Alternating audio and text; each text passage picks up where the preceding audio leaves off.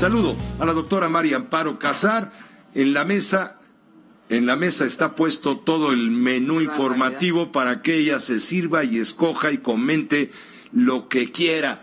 Si quiere Venezuela, si quiere la Cámara de Diputados, la de Senadores, el fin del periodo ordinario, el dinero bajo la mesa, lo que quieras, María Amparo, esta es tu casa.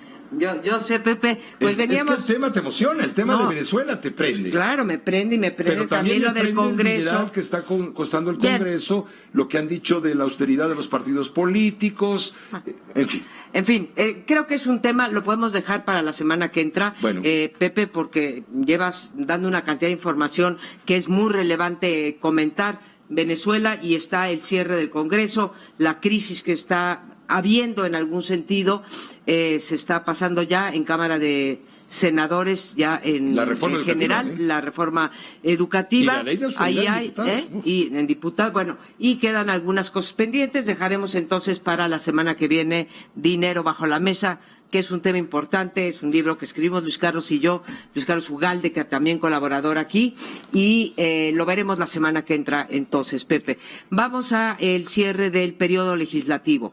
Creo que ahí hay, digamos, ya después de que acaba el primer año de la primera legislatura que le toca a López Obrador, una legislatura muy, muy benéfica para él, en términos de los números, una mayoría pues calificada en la Cámara de Diputados, con una gran sobrerepresentación, porque teniendo, digamos, mucho menos del 50% de los votos, tiene más que el 50% de los asientos. Esto se ha comentado, hay demandas en contra de esto, porque se está atentando contra la, digamos, sobrerepresentación que permite nuestro sistema, pero así son las alianzas electorales, creo que no hay nada de ilegal.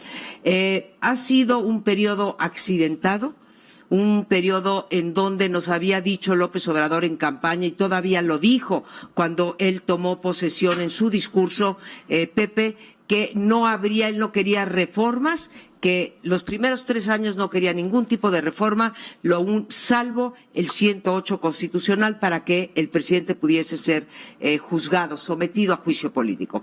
Bueno, en fin, empezó su sexenio el 1 de diciembre y empezaron a llover las iniciativas. Como nunca, Pepe, hubo iniciativas de parte de Morena, PT y PES, pero sobre todo de Morena. La tasa de bateo legislativo ha sido buena para López Obrador, y cuando no lo ha sido, pues ya sabemos que puede legislar a través de un memorándum, como lo hizo con respecto a la reforma educativa, cuando se le estaba saliendo, digamos, ahí del cubil, sí, o del cuadrilátero que él pensaba que tenía controlado, y entonces pues vimos un memorándum a 3 secretarios de Estado para dejar sin efecto una reforma constitucional, muy criticado. Pero la crítica no le bastó, porque dijo, si no me pasan la ley de austeridad republicana, y lo repitió esta mañana, pues lo haré también vía memorándum, ¿no? Vamos a ver en qué acaba esto. Creo que es una mala práctica. Si ya teníamos temores de algo de intervención en la Suprema Corte de Justicia o en el Poder Judicial, pues no son buenas noticias estas las que te doy del Congreso. Del lado positivo, salieron algunas reformas importantes, muy controvertidas. Creo que la más importante, estarás de acuerdo conmigo, Pepe, fue la Guardia Nacional, ¿sí? En donde también se anota un triunfo, porque la oposición en el Senado finalmente aceptó los términos de López Obrador para la Guardia Nacional, y hoy nos faltan las leyes secundarias, son 3 leyes, la ley orgánica y 2 secundarias de la Guardia Nacional. Para eso nada más necesita una mayoría simple, Pepe, que la tiene ya en ambas cámaras, no tendrá problemas en sacarla, y entonces tenemos como íconos de este primer periodo del primer año de la legislatura 2 triunfos para López Obrador. El de la reforma educativa, en donde creo que hay que decirlo, el único grupo de poder que ha podido con López Obrador fue el sindicato y la Coordinadora de Trabajadores de la Educación. Yo no he visto que se le haya dado tanto en tan poco tiempo a un grupo de poder, porque el grupo de poder son empresarios y grupo de poder son también los sindicatos y en fin, ¿no? Entonces... Déjame ponerte lo que dijo el presidente de la República hoy justamente sobre la aprobación de la reforma laboral, que es un tema sin duda relevante por la presión que ha ejercido el Congreso de los Estados Unidos para firmar la reforma laboral. Exactamente, para firmar el acuerdo comercial México, Estados Unidos, Canadá. Hoy se refirió justamente el presidente saludando el trabajo de los señores, finalmente los señores que cumplieron, los señores legisladores que cumplieron con el tema de la reforma laboral en los términos en que se había negociado. Esto fue saludado por el gobierno mismo. Fue un avance importante porque se logra que los trabajadores tengan garantizados sus derechos para elegir con libertad a sus representantes. Se cumple con un compromiso que se hizo con el gobierno de Estados Unidos para la firma del Tratado de Libre Comercio. Se hizo el compromiso de que se iba a llevar a cabo una reforma laboral apegada a lo que exigen las normas internacionales en cuanto a la defensa de los derechos laborales. Gran avance, dijo el presidente de la República respecto a la reforma laboral. Ese capítulo ya queda saldado, amén de hacerle comentarios y demás, porque se establecen nuevas normas, nuevas reglas para evitar el clientelismo y el chantaje y la extorsión sindical y el uso o el manejo político que solía hacer el gobierno federal a través de las juntas de conciliación y arbitraje sobre el tema laboral. Si me permites, María Amparo, sí, vamos a una pausa breve. Okay. Anda por aquí Luis Carlos Ugalde y bien. Quisiera aprovechar con él para entrarle a esto que me llama a mí mucho la atención y no quiero quitar el dedo del renglón. Dinero bajo la mesa, bien. Un trabajo serio que hicieron ustedes, Mexicanos contra la Corrupción e Impunidad, María Amparo Casar, Luis Carlos Ugalde, el Gabinete Integralia, lo hicieron a modo de reporte hace 12 meses, más o menos. Sí. Y había quedado de alguna manera incompleto porque le faltaba todo el gasto político de las campañas en la federal del 1 de julio de 2018. Así ya viene en este libro todo completo. Ya viene todo, y queremos decir cuánto o cómo se manejó el dinero bajo la mesa en la última elección que llevó a López Obrador a la presidencia. Pues cuánta generosidad, Pepe, por supuesto. Saludamos al doctor Luis Carlos Ugalde, doctor en ciencia política. Él es el director de Integralia, es un gabinete de investigación, de trabajo político e investigación legislativa, y es coautor del libro de este trabajo de investigación que se llama Dinero bajo la mesa, junto con la doctora María Amparo Casar. Ella es también politóloga, socióloga, doctora en la Universidad de Cambridge, copresidenta de Mexicanos. Y amiga de la victoria de Radio Fórmula. Claro, y colaboradora ambos en este y en otros espacios de la prensa escrita y de la prensa electrónica. Luis Carlos, bienvenido. María Amparo ya estaba. Hola, bienvenida. Pepe. La volvemos a bienvenir. Hola, Pepe. Buenas noches. ¿Cómo están? Buenas noches. Ahora sí le entramos a este tema porque vale la pena. Ya terminó el trabajo que hicieron ustedes hace un año y ahora ya está en forma de libro que incluye lo que pasó en las elecciones del 1 de julio. Así es. Ya lo concentra. Ya es un libro de estadística, no solamente, también de comentario. Dinero bajo la mesa. El dinero que se maneja en la política, no de acuerdo con la legalidad, sino por debajo de la mesa. Sí, Pepe, efectivamente este libro, que es un esfuerzo colaborativo con María Amparo y Leonardo González y Jimena Mata. Leonardo Núñez y Jimena Mata. Nos llevó más de 2 años o 3 años de trabajo en fuentes informativas, trabajo de gabinete, entrevistas con actores que han manejado dinero bajo la mesa, y análisis económico inclusive para tratar de determinar este problema. Yo creo que hay 2 hallazgos que resumen el problema. Los partidos y las campañas acaban gastando más o menos 11 veces lo que la ley permite. 11 veces lo que la ley permite. Tal forma que si el tope de gastos de campaña de un candidato a gobernador es en promedio 51 millones de pesos en México, eso significa que los que ganan en promedio gastan 500 millones. Y el otro hallazgo muy importante de este libro es que por cada peso que las campañas reportan a la autoridad, generalmente esconden 25 pesos que no reportan. Estos dos hallazgos más o menos dan una idea de la magnitud del problema que tenemos en México sobre nuestra democracia y que es un problema que no se va a ir con la 4T, no tiene nada que ver con la bondad de quienes gobiernan, ni tiene que ver con la moralidad, tiene que ver con un problema sistémico. Y este es el tema que tratamos de traer a este libro, María Amparo y yo. Total, María Amparo, el problema de la democracia en México es el dinero y además este hecho se convierte en germen de la corrupción política. Yo te diría que es, sí, lo dices muy bien, el germen es la semilla. ¿Por qué es un punto tan importante de la corrupción? Esto que documentamos aquí los 4 autores en Dinero bajo la mesa. Por la consecuencia política que tiene. El hecho, de algún lugar tiene que venir el dinero. ¿De dónde viene el dinero? Hay 3 fuentes, una de las cuales Luis Carlos y yo decidimos no explorar. No tenemos ni el valor, ni tampoco las capacidades para hacer lo que es el crimen organizado.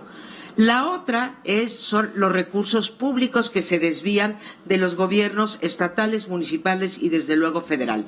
Y la tercera fuente es el dinero que meten los privados para favorecer a un candidato o candidata u otro. ¿O a todos?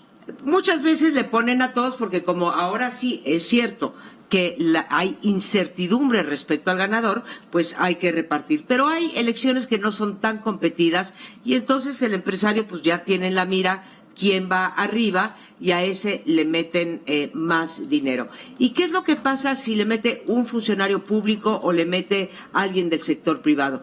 Que entonces el candidato ya llega, por decirlo de alguna manera, así como hablamos de las urnas embarazadas, pues también los candidatos ya llegan a sus puestos embarazados. ¿Embarazados de qué? De compromisos, claro. ¿sí? Ese es el problema del dinero. Si uno no se espanta, en Estados Unidos es todo dinero privado, en fin. No, nada más que nosotros tenemos unas reglas. Las reglas absurdas en donde los topes de campaña varían desde 4.9 millones de pesos en Quintana Roo hasta 299 millones en Estado de México, ¿sí? Pero lo que sabemos es que en los promedios, como decía Luis Carlos, es que hay 25 o 23 pesos debajo de la mesa y entonces, si ya estamos enojados porque son muy caras las elecciones, si nos damos cuenta realmente de lo que gastan, más enojados vamos a estar. Y Luis Carlos sabe de los mecanismos. ¿Vamos a una pausa? ¿Me estás indicando que vayamos a una pausa? Un corte. Ah, no. Entonces déjame preguntarle a Luis Carlos Ugalde. Discúlpeme. Vamos a preguntar a Luis Carlos Ugalde. Esto es un financiamiento ilegal. Sí. ¿Y no tiene remedio? Sí ¿Podrá tener remedio? Sí tiene remedio, pero como se ha abordado el problema en los últimos años, ha empeorado las cosas. Pero aquí en este libro damos cosas muy concretas, de sentido común. Por ejemplo, así como las armas son el mecanismo de narcotráfico para corromper y traficar drogas, el dinero en efectivo es el instrumento mediante el cual se fondean de forma ilegal las campañas. Nadie paga una campaña ilegal con tarjeta American Express, decimos en el libro. De tal forma que si queremos acotar el fenómeno, tenemos que acortar el uso de efectivo en una economía, y eso hay maneras muy simples. Los gobiernos, por ejemplo, municipales y estatales, podrían estar obligados a bancarizar el 100% de sus operaciones. La recaudación de impuestos en muchas ventanillas de ayuntamientos sigue siendo en efectivo. El cobro de espectáculos públicos, de muchas cosas sigue siendo en efectivo. Eso se puede reducir. Segunda idea que damos en el libro, hacer el voto obligatorio. ¿Por qué, Pepe? Porque hoy se sigue haciendo clientelismo y movilización del voto y compra del voto. Pero si votamos todos, la verdad es que estos intentos pierden sentido, porque querer comparar una elección cuando vota la mitad del electorado es una cosa. Querer hacerlo cuando todos vamos a votar es totalmente irrelevante. Hacer el voto obligatorio sería una manera para desincentivar los taxistas, los movilizadores y el dinero que se reparte el día de. Tercera idea. Si yo te doy dinero para tu campaña, Pepe, salvo que sea tu mamá, te la voy a cobrar. ¿Y cómo te la cobro, Pepe? Con obra pública y con contratos. Esto es algo que Mexicanos Unidos contra la Corrupción ha documentado ampliamente. La estafa maestra, por cierto, es probablemente un instrumento que se gestó para fondear campañas en los últimos años. Luego entonces, para que yo, empresario, ya no te dé dinero a ti, Pepe, candidato, la única manera que voy a dudarlo es si tú no me puedes pagar. Y si tú no me puedes dar obra pública o contratos porque estás muy vigilado como gobernador, yo ya no lo voy a hacer. Esas son las cosas que hacen sentido para atacar este problema. Haciendo de la corrupción o haciendo de la compra del voto un delito grave como ha hecho López Obrador, no vas a solucionar nunca el problema. Esto no es un asunto de amenazas ni de castigos, sino de romper la lógica del juego para que deje de hacer sentido dar dinero a candidatos a cambio de pagos futuros. Aquí en Dinero Bajo la Mesa, y eso se volvió un escándalo, salieron a relucir datos de la Auditoría Superior de la Federación sobre dinero que el gobierno pagó a columnistas y a periodistas en algunos medios de comunicación, yo incluido. Así es. Aparece una empresa que yo tengo para comercializar una página de Internet, apareció dando a entender que el gobierno nos compraba con dinero para no golpearlo. Y esto se volvió un verdadero escándalo. Y esto sale de Dinero Bajo la Mesa, de este ejercicio que ustedes hicieron público, a lo cual tienen absoluta libertad y derecho, basado en datos que están en la Cámara de Diputados, en la Auditoría Superior de la Federación. Y de ahí hubo medios que se agarraron para ponernos en el top 10 de los periodistas corruptos. Si abres el libro, ahora van 20, y en efecto no es una investigación que hicimos con Luis Carlos y yo, simplemente fue un pantallazo que sacamos de la Auditoría Superior de la Federación, y aparece gente muy respetable como tú, y por eso me encanta estar aquí en todas las voces, todas las noticias, todas las voces, aunque estabas tú en esa lista, y aquí seguimos sentados Luis Carlos y yo, colaboradores. Ahora, cada capítulo, Pepe, tenemos un capítulo sobre financiamiento público, otro sobre privado y otro sobre el papel de los medios. Cada capítulo está dividido en dos, en lo que llamamos nosotros dinero legal y dinero ilegal.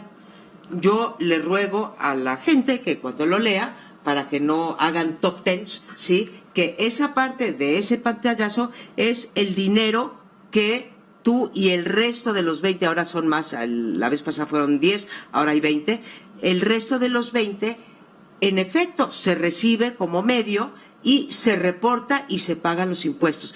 Esa es parte del dinero legal. Pero hay ahora, quien lee que ilegal. nosotros hacemos estos negocios para callarnos la boca y no golpear a los políticos. Los que leen, los que dicen que leen, pues que digan no misa. Que no leen. Los que dicen que leen no leyeron el libro. Cuando esto ocurrió, Pepe, cuando salió este reporte el año pasado, hubo un periodista llamado Julio Roa y la revista Proceso reprodujo un segmento en donde decían que María Amparo y yo acusábamos a periodistas de chayoteros. La verdad es que lo único que nosotros hicimos fue determinar, de acuerdo a información oficial, cuáles eran ciertas empresas y ciertos periodistas dueños de esas empresas que habían reducido transferencias con cargo a gastos de comunicación social. En ese reporte jamás se argumenta, en ningún lugar se argumenta ningún tipo de corrupción o chayotismo. Pero sí se documenta en la segunda parte del capítulo. En el libro sí hablamos de que hay un problema de pago de cobertura informativa en campañas. Sí hablamos de que el gobierno requiere reglas más claras para asignar fondos a medios de comunicación. De eso sí hablan. Pero en ningún lugar, Pepe, se adjudican delitos absolutamente a nadie.